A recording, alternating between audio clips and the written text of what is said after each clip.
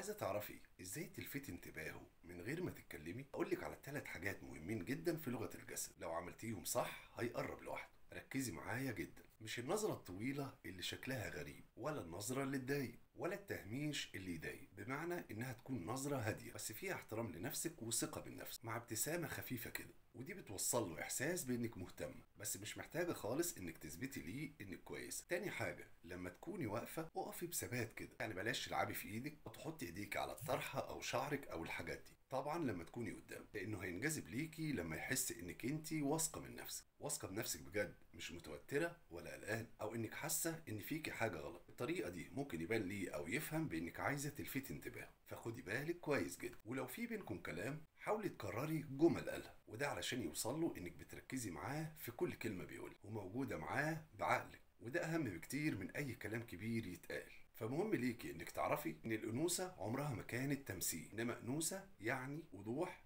واحترامك لنفسك قبل اي حاجة. فلو فهمت اللي بقوله ده ولا حد هيقدر يقاومك. اكتبوا لي بقى في التعليقات ايه اكتر حركة بلغة الجسد ممكن تأثر في الراجل فعلا. ولو عايزين تعرفوا اسرار كتير عن الرجل، موجود في كتابي والفترة محدودة نسخة PDF ب 39 جنيه فقط. التواصل بيكون على الرقم الموجود على الفيديو. اشوفكم على خير ان شاء الله.